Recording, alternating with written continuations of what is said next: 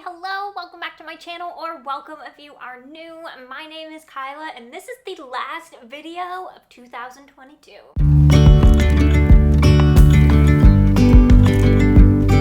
In this video, we are going to be going over all of the books that I read in the month of December. We're going to round out the year before we dive into all of the January and New Year content.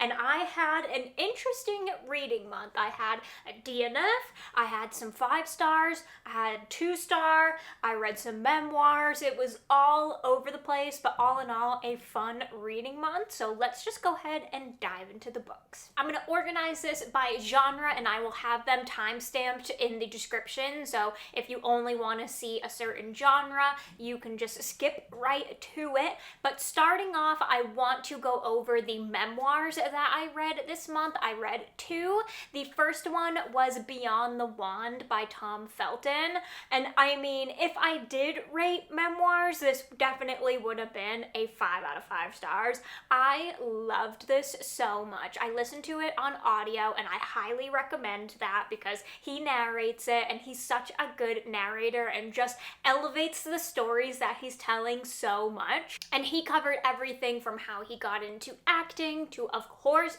Harry Potter and beyond, pun intended.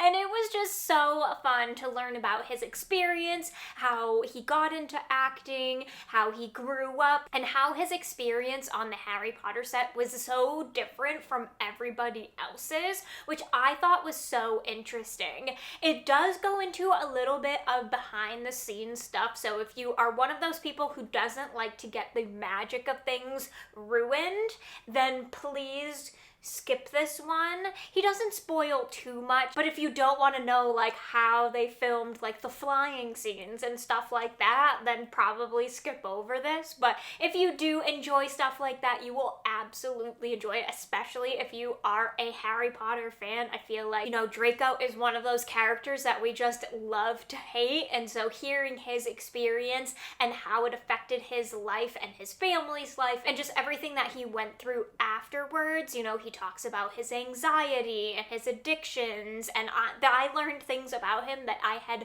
no idea, and it's just one of those memoirs that reminds you that you have no idea what is going on behind closed doors, and I love that. I love learning and just seeing people be real and raw about their life experiences, so highly recommend Beyond the Wand. On the flip side of that though, the second one that I read was Friends, Lovers, and the Big Terrible Thing, and I talked about this in my most disappointing books video, and if you haven't seen that video, I will link it in the cards as well as in the description for you. But this one, if I rated memoirs, would be very low. I did not enjoy this one one bit. Let me start by saying that Matthew Perry was brave to share his story and to put all of his addiction out there. I don't think anyone really knew the extent of where his addiction went and what he has gone through.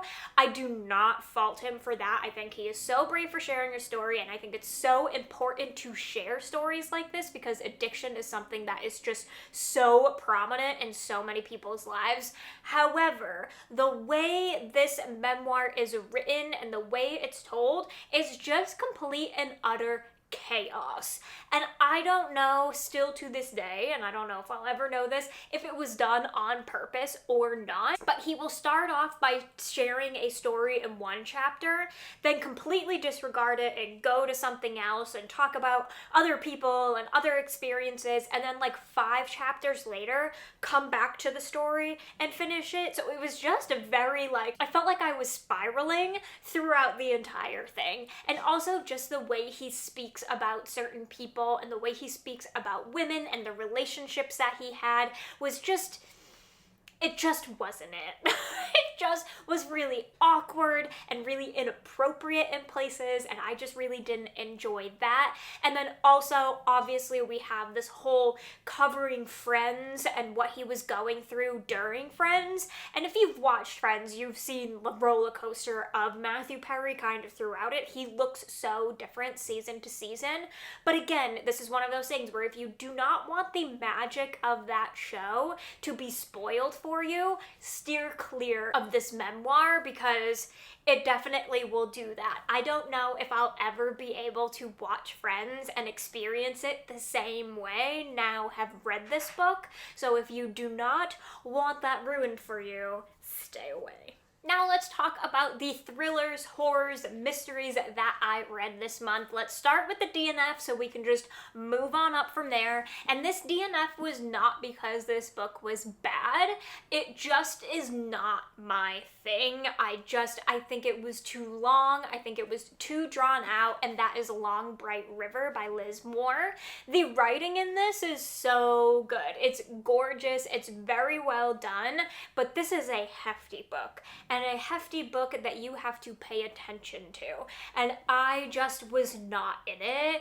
I got about 40% of the way through this, and I just didn't really care where it wound up. In this book, we are following two sisters.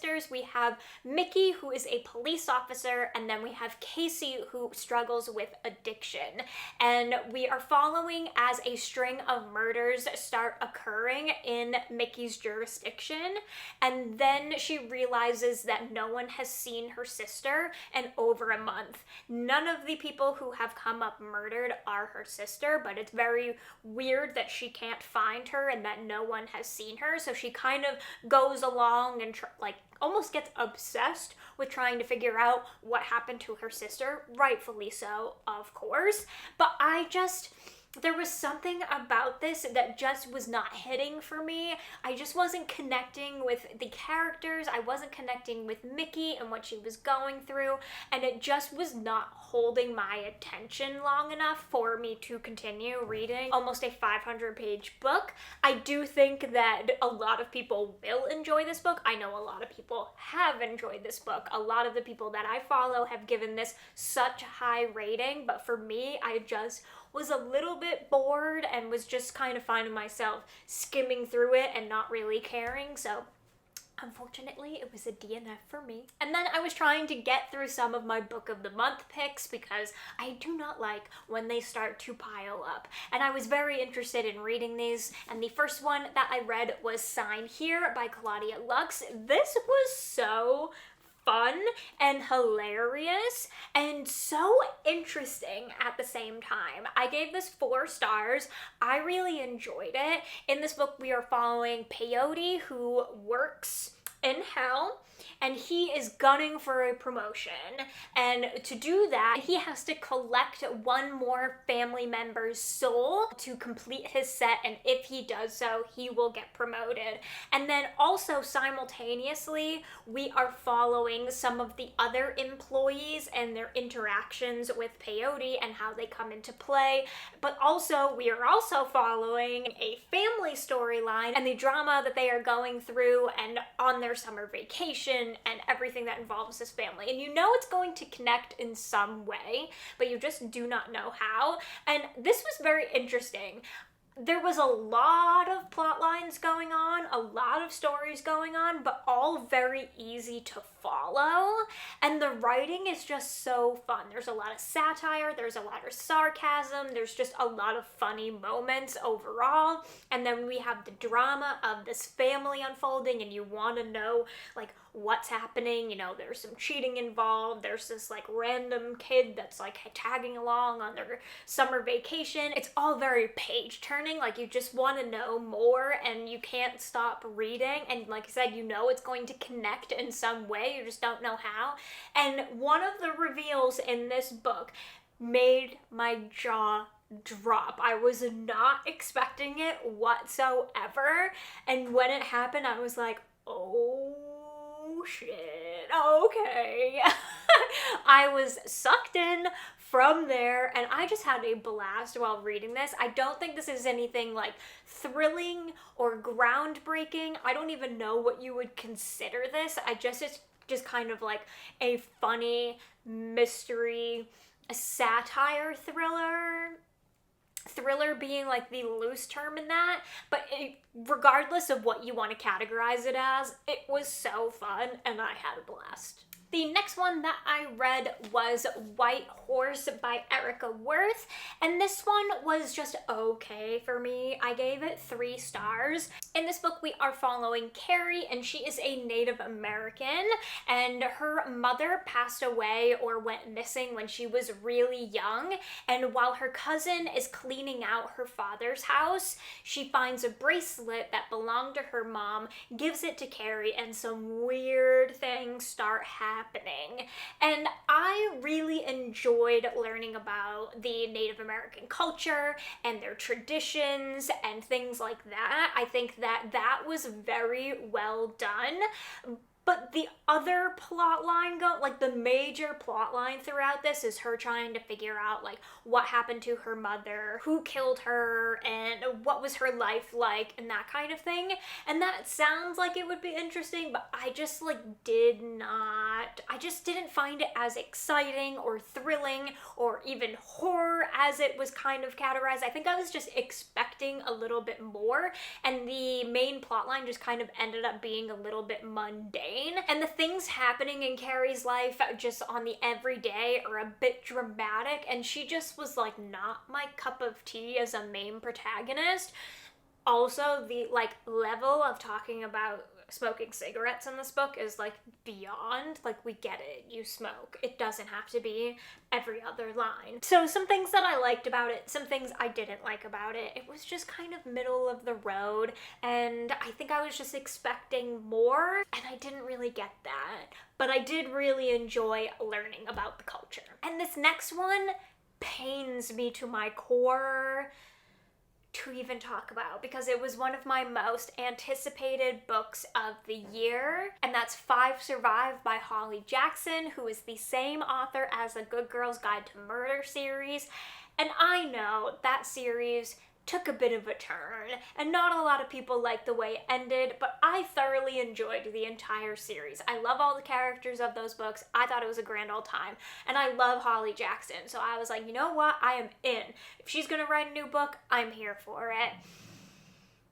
And unfortunately, this book was just not it. It was just not it. I don't even know where to begin. I gave this book 2 stars. And that is a loving 2-star.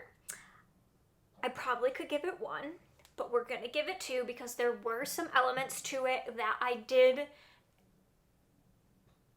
enjoy? Question mark?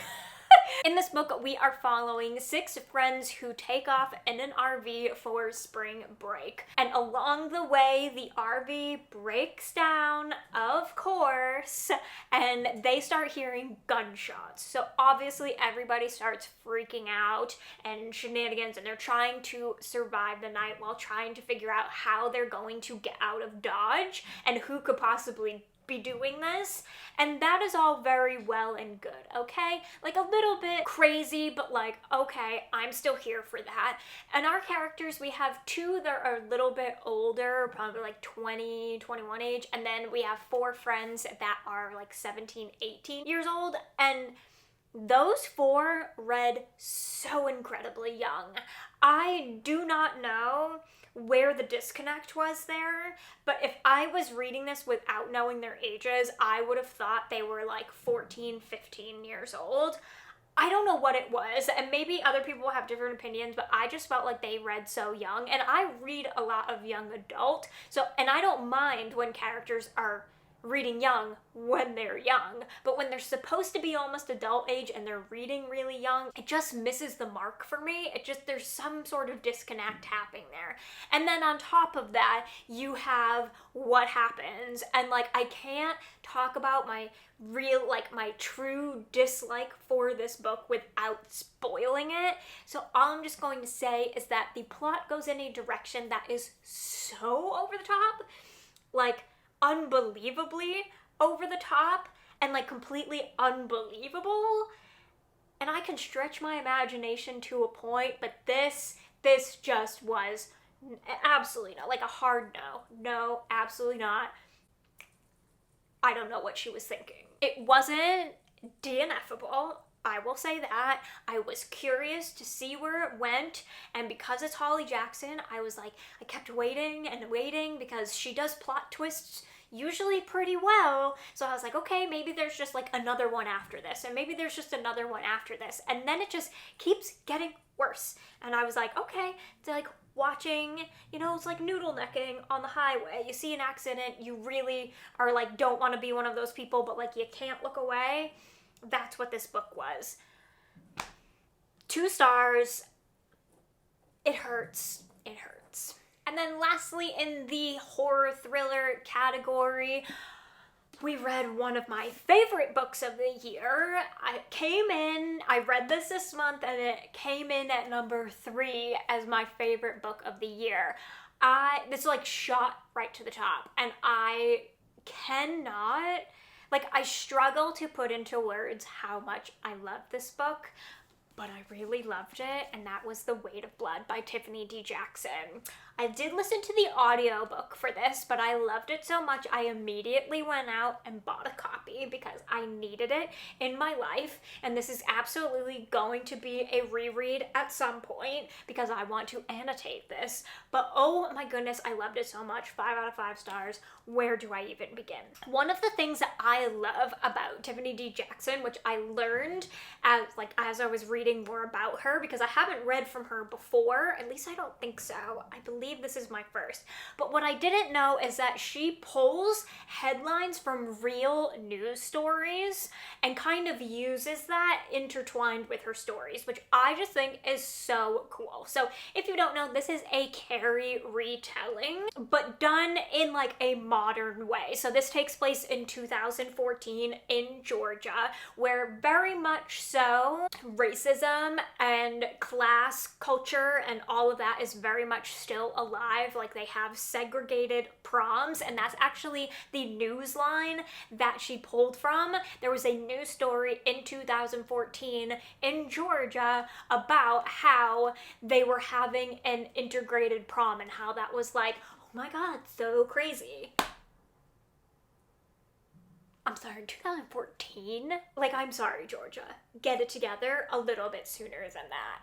Absolutely ridiculous. Anyways, I love that about it. I love that she pulled that news story and ran with it in a Carrie retelling. It was done so incredibly well. So in this story, we are following Maddie, who is mixed race, but it has been drilled into her from the time she was young, when her mother passed away, that she was going to be white from her father. Very aggressively was like, you cannot let anyone know that you are mixed race. You are white. You are going as white passing. There's no question about it. And he brutalizes her into this, to the point of hot combing her hair, to the point of burns and abuse, and it's disgusting.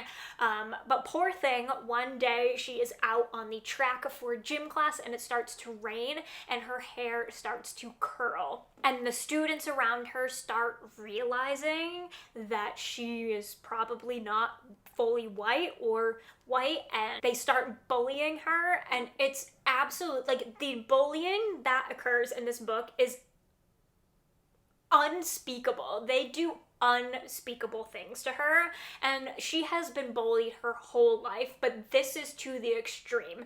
And high schoolers, let's be real, some of the worst of the worst. And then, of course, being high school, the prom is coming, and if you've read Carrie or seen Carrie, you kind of know where this story is going, but it was done so beautifully. The writing in this is gorgeous. The way the story is told and the topics that it covers, from racism to culture to class to bullying, everything was just done so incredibly well. I'm sorry if the lighting just changed. The sun just came out.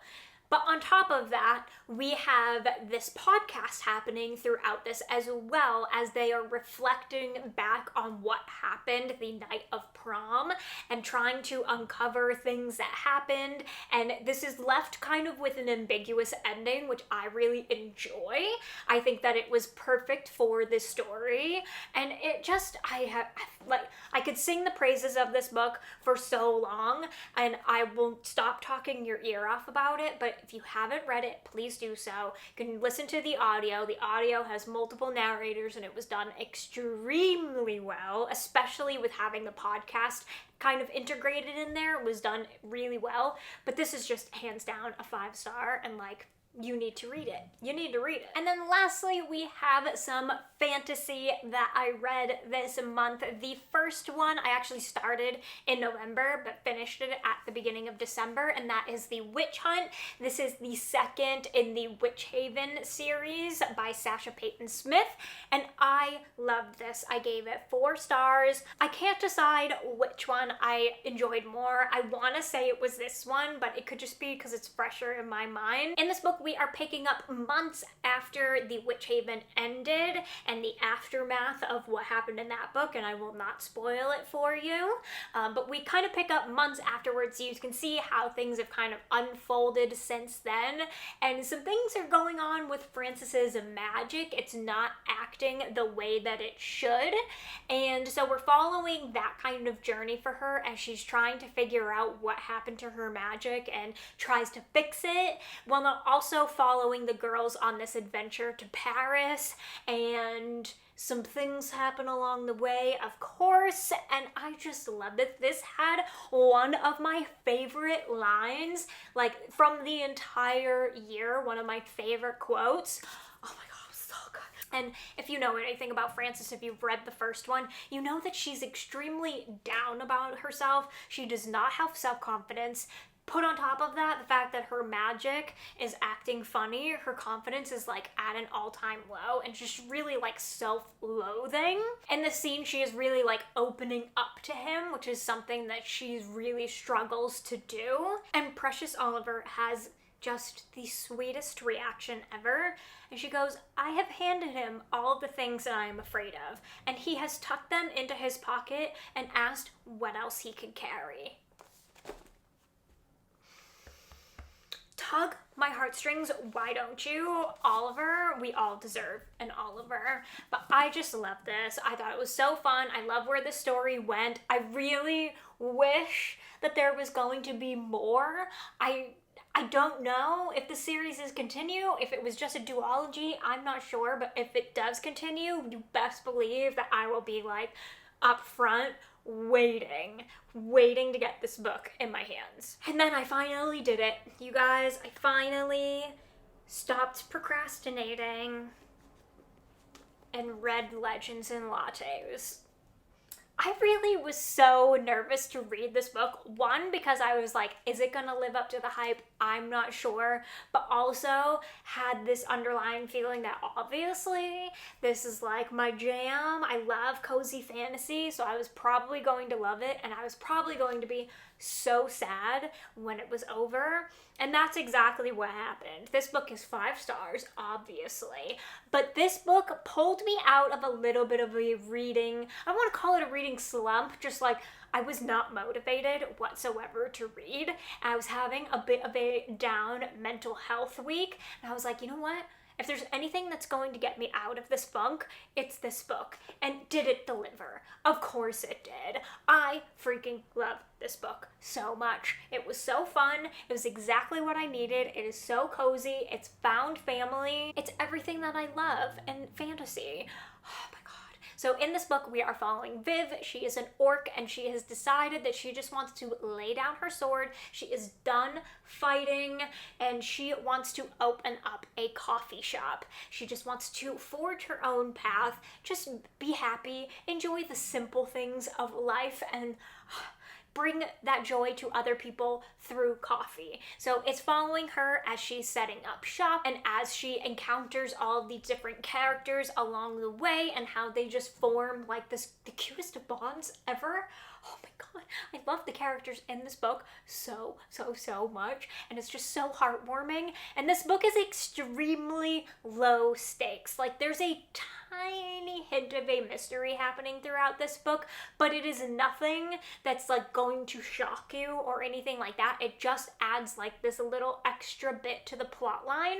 But really, the true heart of this book is following her as she's setting up and as she's bringing in these people into her life. And oh my goodness, I just love it. I love it. I love it. I've gushed about it in multiple videos now, so I'm gonna stop talking about it. But if you haven't read it, please do so. And yes, I did just hear that he is coming out with a prequel to this book, and I cannot wait. I cannot wait. And then the last book that I read this month was A Wizard's Guide to Defensive Baking. I actually did a reading vlog where I read both of these together, so if you want to see that, I will link it below as well as in the cards. This was cute. I gave this 4 stars. It's adorable. It's a young adult slash like borderline middle grade. Our protagonist is 14, so it's kind of right on the edge there, but it still was adorable and so fun. In this book, we are following Mona, and Mona is a wizard, but her magic doesn't act like the typical wizard. Her magic infuses itself into baked goods. Her familiar is a sourdough starter, which is just, excuse me, say sourdough, I'm here for it. But her magic just sits with baked goods. She can bring things to life, she can make gingerbread dance, she can do all of the things. And one morning she is opening up her aunt's bakery where she works, and she finds a girl murdered. And the story just takes off from there, and it's very much an adventure, and Mona has to come and save the day, and it's just incredible. It's so fun. It's so quirky. She encounters some characters along the way. There's a gingerbread man, hence the cover, that just makes my heart warm. I love him, and he does not talk, so that just shows you how prominent his personality was. I just loved it. It was so fun. It was a good time. I don't think it's going to be for everyone, especially if you're not used to reading that middle grade young adult genre, but if you enjoy wizard stories, if you enjoy magic, if you enjoy just like fun, lighthearted, cozy fantasies, you will definitely love this. And that is all that I read this month. Thank you guys so much for watching, and thank you for being here this year with me. I am so excited for 2023 and all of the book content and the reading to come. If you guys enjoyed this video, be sure to give it a thumbs up. Do not forget to subscribe if you are not already. Turn on the bell so you never miss a video, and I will see you in my next one. Bye! With you and I, the future